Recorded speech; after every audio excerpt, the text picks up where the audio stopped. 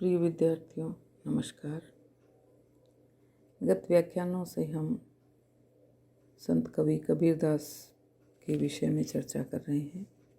हम उनकी विभिन्न परिस्थितियों के बारे में चर्चा करते आए हैं।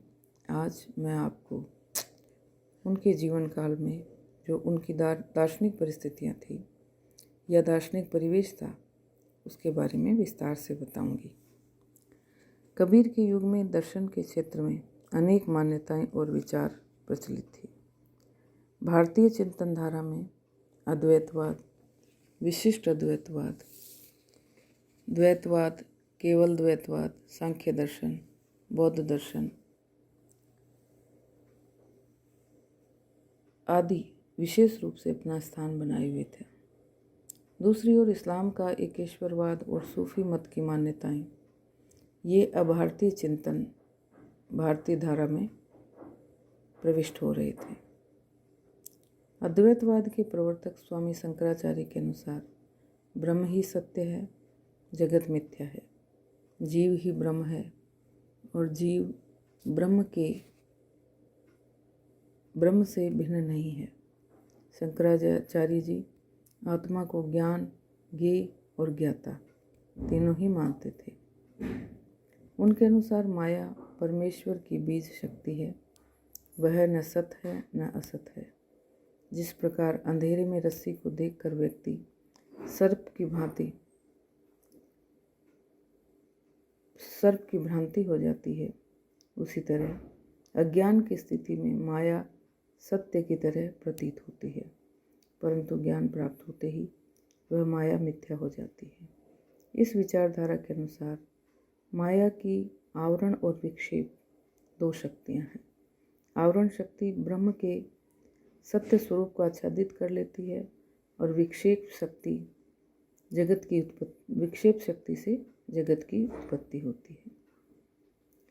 यह माया व्यवहारिक रूप में सत्य और परमार्थ सत्ता की दृष्टि से असत्य है।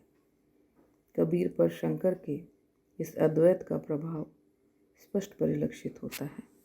विज्ञान के क्षेत्र में अद्वैतवादी दिख पड़ते हैं। ब्रह्म के अतिरिक्त उन्हें किसी अन्य की सत्ता मान्य नहीं है। उन्हें सर्वत्र ब्रह्म ही दिखाई पड़ता है। लाली मेरे लाल की जित देखूं तित लाल, लाली देखन मैं गई मैं भी हो गई लाल। ज्ञान अमर पद बाहिरा नेड़ा ही ते दूर, जिन जान्या तिन निकट है राम रहा सकल भरपूर। कबीर ने भी ब्रह्म, माया और जगत की सत्य स्थिति को समझाने के लिए जेवड़ी और सांप का उदाहरण दिया है। गुणातीत जस निर्गुण आप, ब्रह्म जेवड़ी जग कियो सांप। उनके अनुसार ईश्वर अंतर्यामी रूप में विद्यमान है। वही सृष्टि का निमित्त, कारण और संहार करता है। द्वैताद्वैत के अधिष्ठाता स्वामी निम्बकाचार्य के अनुसार ब्रह्म ही जगत का निमित्त है, वह सर्वशक्तिमान है। वही शक्ति को विक्षिप्त करके जगत के रूप में अपनी आत्मा को परिणित कर देता है। इस मत के अनुसार जीव और ब्रह्म का संबंध द्वैत भी है और अद्वैत भी। आत्मा परमात्मा में अभेद की स्थिति होते हुए भी उनका व्यवहार विचित्र है। जैसे गुण और गुणी में अभेद होता है, वैसे ही आत्मा परमात्मा में है। द्वैतवाद के प्रवर्तक स्वामी मध्वाचार्य के अनुसार ब्रह्म पूर्ण और नित्य है, अनंत जीव परतंत्र है। इन दोनों में भेद स्वाभाविक और नित्य है। इस दार्शनिक मत के अनुसार ईश्वर, जीव और प्रकृति परस्पर भिन्न और नित्य हैं।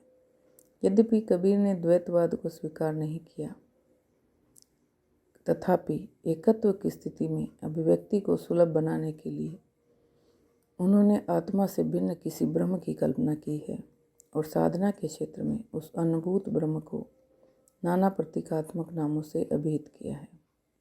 कबीर के युग में सांख्य दर्शन की भी मान्यताएं दर्शन के क्षेत्र में अस्तित्व ग्रहण किए हुए थी। सांख्य के अनुसार त्रिगुणात्मक माया से सृष्टि का विकास माना जाता है। इस मत के अनुसार जगत सत्य है और उसका निर्माण 3 गुणों, पंच तत्वों और 25 प्रकृतियों से हुआ है। सृष्टि के विकास संबंधी सांख्य दर्शन की मान्यताओं के अनुरूप कबीर ने यद्यपि 3 गुणों और 5 तत्वों को स्वीकार किया है, तथापि वे इन गुणों, तत्वों और प्रकृतियों आदि की वास्तविक सत्ता में विश्वास नहीं करते हैं। इसीलिए उन्होंने कहा है, कहन सुनन को जिह जग कीना, जग भुलान सो किन्हु न चीना। कबीर के युग में मुस्लिम धर्म का विशेष रूप से प्रचार प्रसार हो रहा था। इस धर्म की चिंतन धारा का प्रमुख आधार एकेश्वरवाद था। इस्लाम के चिंतकों के अनुसार अल्लाह की सत्ता सर्वोपरि है, वह इस संसार से परे है, उस अल्लाह का कोई अल्लाह नहीं है, वह एकाधिपति है, मोहम्मद उसका रसूल है जो उसी खुदा का फरमान बंदों तक पहुंचाकर उन्हें सत पथ पर चलने की प्रेरणा देता है।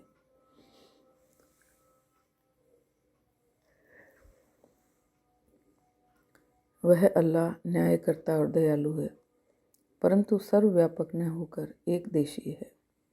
कुछ आलोचकों ने कबीर पर इस्लाम के इस एकेश्वरवाद का प्रभाव सिद्ध किया, जबकि कुछ अन्य ने उन्हें ब्रह्मवादी माना। श्याम सुंदर दास के अनुसार इस्लाम का एकेश्वरवाद भौतिकवाद है।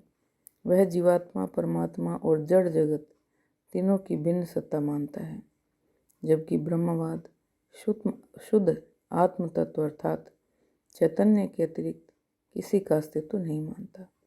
उसके अनुसार आत्मा भी परमात्मा ही है और जड़ जगत भी ब्रह्म है। वस्तुतः कबीर का परम तत्व कण कण में व्याप्त है। उन्होंने इस्लामी एकेश्वरवाद पर व्यंग्य करते हुए कहा है, मुसलमान का एक खुदाई, कबीर का स्वामी, सब घटी रया समाई।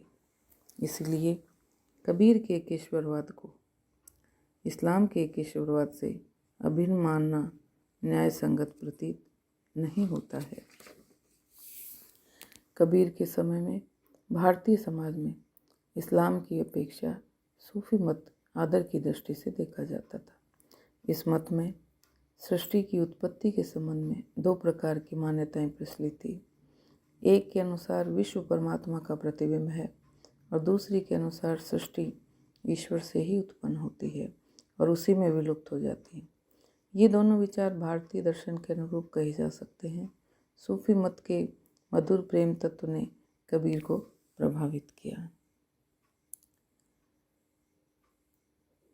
इस तरह हम देखते हैं कि विभिन्न मत मतांतरों के प्रभाव में आकर कबीर ने अपने धर्म में यह एक जो अपना मत प्रचलित किया या जो उन्होंने अपना मत बनाया, उसके अंतर्गत विभिन्न धर्मों, विभिन्न वादों, विभिन्न मत प्रचलनों की जो श्रेष्ठ चीज़ें थी उनको उन्होंने अपनाया और उस आधार पर एक ऐसे राम की प्रतिष्ठा की, एक ऐसे ब्रह्म को उन्होंने उपस्थित किया जो आत्मा और परमात्मा दोनों को अलग तो दिखाता है, लेकिन आत्मा उस परमात्मा से मिलने के लिए छटपटाती रहती है।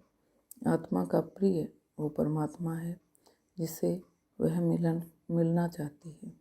इस तरह ब्रह्म और आत्मा दोनों अलग होते हुए भी एक हैं, एक दूसरे में समा जाने के लिए व्याकुल रहते हैं। और इस तरह कबीर ने सभी धर्मों के भीतर से जो श्रेष्ठ वस्तुएं थी उनको लेकर एक ऐसा स्वरूप खड़ा किया जो निराकार ब्रह्म को मानता है, उसकी उपासना पर बल देता है और उसके स्मरण को अपनी भक्ति का मुख्य आधार बनाता है। ये थे कबीर के विचार। अब हम आगे कबीर के काव्य पर वातावरण का क्या प्रभाव पड़ा, इस विषय पे विस्तार से चर्चा करेंगे और ये देखेंगे कि तत्कालीन जो परिस्थितियाँ थी जिनमें सामाजिक, राजनीतिक और धार्मिक और दार्शनिक जो परिस्थितियाँ थी उनकी दृष्टि से